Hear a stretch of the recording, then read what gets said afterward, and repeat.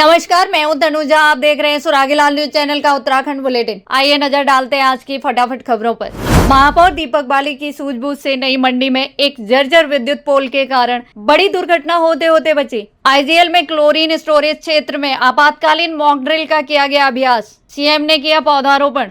मुख्यमंत्री ने किया नवनिर्मित केंद्रीय विद्यालय का शुभारंभ। फायर स्टेशन अल्मोड़ा टीम ने त्वरित कार्रवाई कर सड़क पर गिरे पेड़ को काटकर हटाया। अवरुद्ध यातायात को किया सुचारू। अल्मोड़ा पुलिस लाइन में नियुक्त शुभम रावत का कांवड़ ड्यूटी से लौटते समय धामपुर के पास सड़क दुर्घटना में मौत। डीपीएस रुद्रपुर ने मॉरिशस में रचा इतिहास। इंटरनेशनल मंच पर पाया फर्स्ट रनर अप का खिताब। रुद्रपुर के जिला अस्पताल में इलाज के दौरान लापरवाही में मरीज की मौत। परिजनों ने किया हंगामा। आइए अब जानते हैं खबरें विस्तार से। काशीपुर महापौर दीपक बाली की सूझबूझ और सक्रियता के चलते नई सब्जी मंडी में एक जर्जर विद्युत पोल के कारण एक बड़ी दुर्घटना होते होते टली। जी हां, आपको बता दें, काशीपुर महापौर दीपक बाली की सूझबूझ से बड़ी दुर्घटना टली। यहाँ के लोग बहुत परेशान थे जैसे ही महापौर को इस बात का पता चला कि बीच बाजार में एक विद्युत पोल बुरी तरह गल चुका है, जिसके कारण वह कभी भी गिर सकता है और बहुत बड़ी दुर्घटना हो सकती है। तो उन्होंने विद्युत विभाग के बड़े अधिकारियों को फोन कर विद्युत पोल को बदलवा दिया, जिससे नई सब्जी मंडी क्षेत्र के लोगों ने एक राहत की सांस ली और महापौर का आभार व्यक्त किया। आईजीएल काशीपुर के अग्नि एवं सुरक्षा कर्मियों द्वारा संयंत्र के अति संवेदनशील क्लोरीन स्टोरेज लाइसेंस क्षेत्र में आपातकालीन योजना के तहत मॉक ड्रिल का अभ्यास किया गया। ड्रिल के दौरान आपातकालीन सायरन बजते ही फायर वाहनों और एम्बुलेंस ने त्वरित कार्रवाई शुरू कर दुर्घटना नियंत्रण के लिए अत्याधुनिक उपकरणों का प्रयोग किया गया। अभ्यास के दौरान अग्नि एवं सुरक्षा विभाग की टीम ने विशेष प्रकार की क्लोरीन किट का प्रयोग कर गैस रिसाव की संभावित स्थिति से निपटने का अभ्यास किया और कर्मचारियों को आपातकालीन परिस्थितियों एवं त्वरित और प्रभावी प्रतिक्रिया देने का प्रशिक्षण प्रदान किया। हल्द्वानी पहुंचे मुख्यमंत्री पुष्कर सिंह धामी ने एफटीआई परिसर में एक पेड़ मां के नाम अभियान के तहत पौधारोपण कर पर्यावरण संरक्षण का दिया संदेश। इस अवसर पर मुख्यमंत्री ने सभी लोगों से पर्यावरण को बचाने के लिए अधिक से अधिक पौधे लगाने की अपील। कार्यक्रम में कुमाऊं कमिश्नर एवं मुख्यमंत्री सचिव दीपक रावत, कुमाऊं आईजी रिधिम अग्रवाल, विधायक वंशीधर भगत, भाजपा जिला अध्यक्ष प्रताप सिंह बिष्ट समेत प्रशासन, पुलिस और भारतीय जनता के वरिष्ठ नेता मौजूद रहे।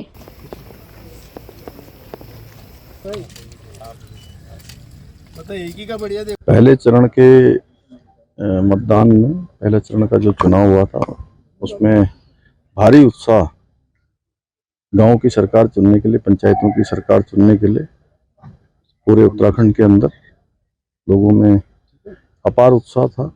उसी का परिणाम है कि मतदान का प्रतिशत काफ़ी ऊपर गया।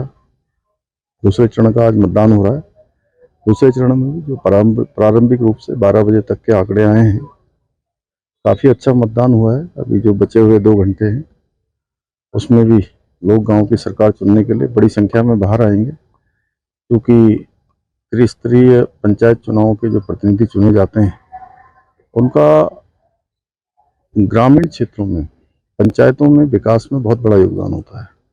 इसलिए मैं सभी से अपील करता हूं कि अपने मत का प्रयोग करें और मतदान करने के लिए बड़ी संख्या में आएँ और ग्राम सभा की सरकारों को चुनें।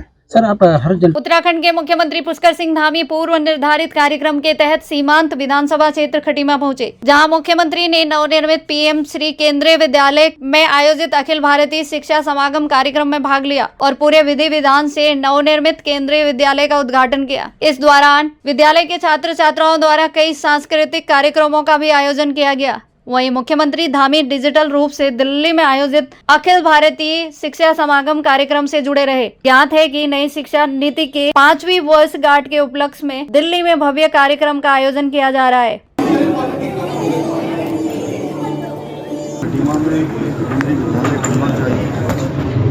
इसके लिए अनेक प्रयास प्रारंभ किए गए और अंततः प्रयास सार्थक रंग लाए और खटीमा में केंद्रीय विद्यालय का शुभारंभ हो गया।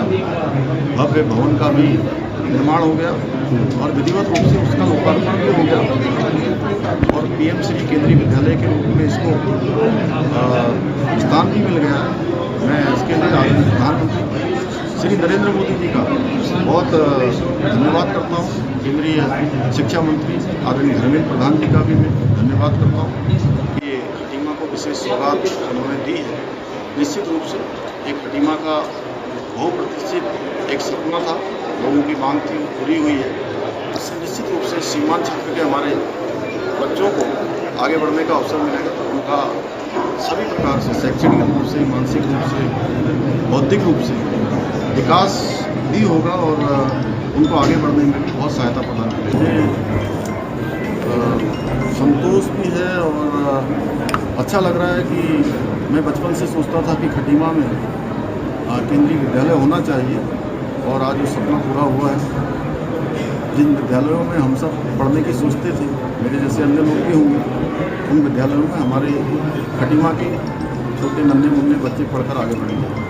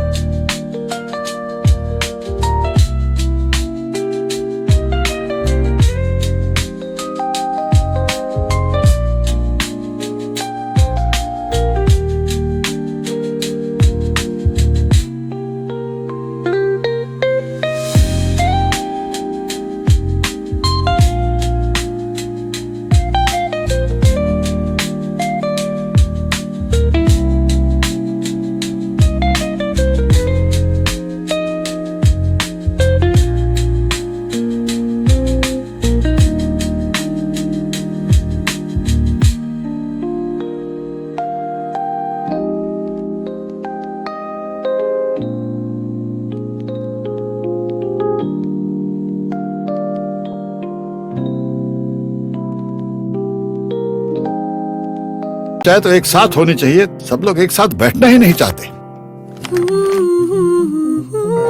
पापा, try this.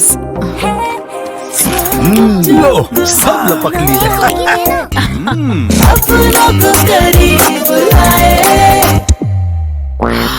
ये क्या हाल कर दिया है रूम का? बस कल से चाय। कल से चाय मेरे रूम में। देवर पान नमकीन।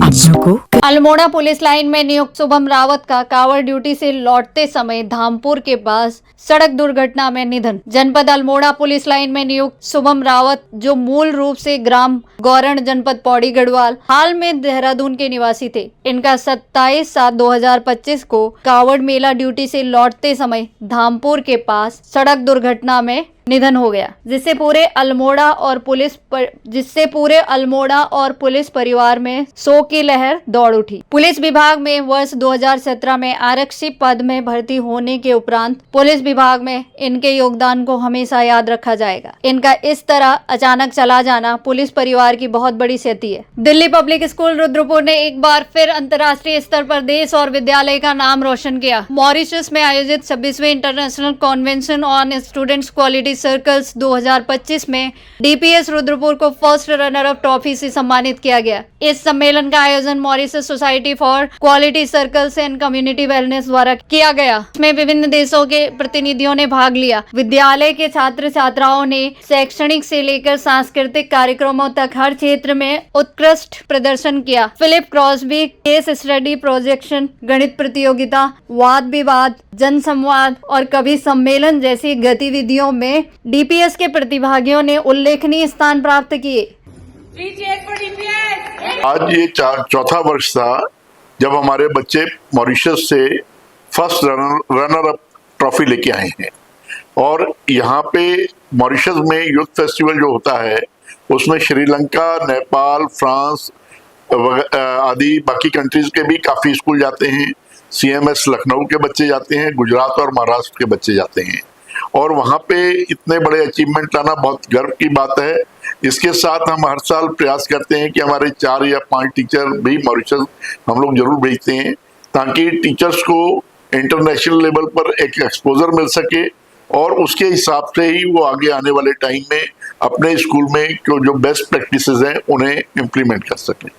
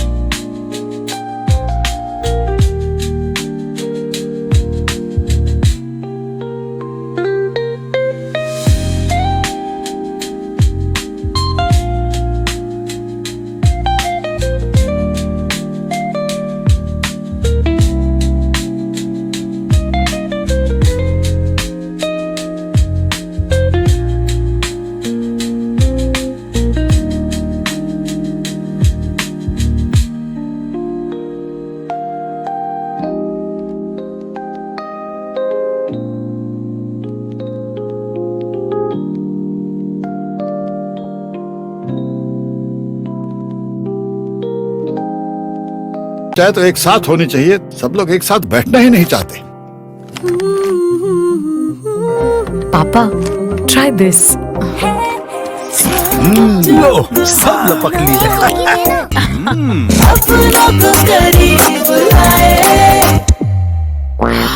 ये क्या हाल कर दिया है रूम का? बस कल से चाय। कल से चाहे मेरे रूम में।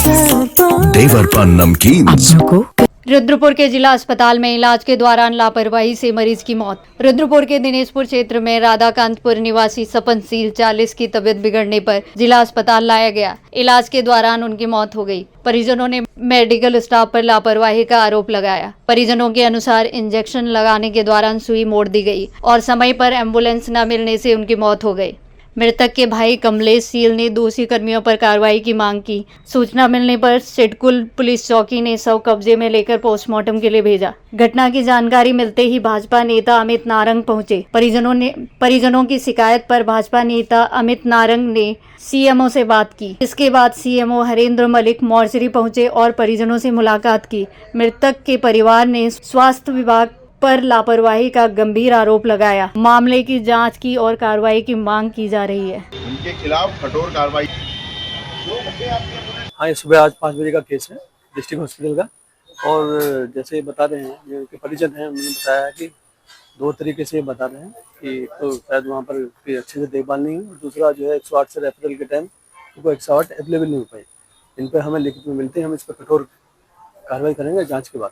अगर जांच में कुछ भी आता है तो इसमें कठोर कार्रवाई की जाएगी। लगातार जिला इस बार जो है जांच बड़ी सीरियसली करेंगे। इसमें जो भी लापरवाही मिलेगी किसी भी स्तर की उसके खिलाफ कार्रवाई जरूर होगी। कांतपुर निवासी सपन जी हैं, उनको हॉस्पिटल लाए थे सुबह 5 बजे और 5 बजे जब उनको हॉस्पिटल लाए तो उनका इलाज यहाँ शुरू हुआ। डॉक्टर ने कहा अपने जो भी वहाँ उनके सहायक थे कि इंजेक्शन लगा दो, तो उन्होंने शायद कुछ लापरवाही करी कि इंजेक्शन मुझे लगाना नहीं आता या क्या करा। उसके बाद जैसे भी डॉक्टर ने इंजेक्शन लगाया उसके बाद उस व्यक्ति की डेथ हो गई।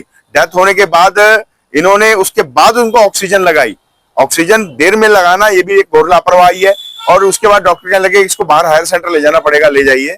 लेकिन जब एम्बुलेंस खड़ी है 2 घंटे और उनका भाई ये कमलेश जो मेरे पास में खड़े हैं, ये उस समय उनके सामने बार बार गिड़गिड़ा रहे थे कि आप उनको हल्द्वानी हायर सेंटर ले जाओ या कहीं पे ले चलो, लेकिन उन्होंने किसी की नहीं सुनी। उसकी डेथ हो गई और डेथ होने के बाद इनका कहना जो ये है कि डॉक्टरों ने उसके बाद उनको ऑक्सीजन लगाई है। मैं कहना चाह रहा हूं, उसके बाद मैंने अभी सीएमओ साहब से बात करी। सीएमओ साहब आज वीआईपी ड्यूटी में कहीं खटीमा गए हुए हैं और उन्होंने डिप्टी सीएमओ हरेंद्र मलिक जी को यहाँ भेजा है। हमारी उनसे वार्ता हुई है कि आप एम्बुलेंस वालों के खिलाफ कार्रवाई करेंगे और डॉक्टर के खिलाफ भी आप एक कमेटी बना के जांच कराएंगे। यदि डॉक्टर की लापरवाही भी सामने आती है तो उनके खिलाफ भी आप कठोर कार्रवाई करेंगे।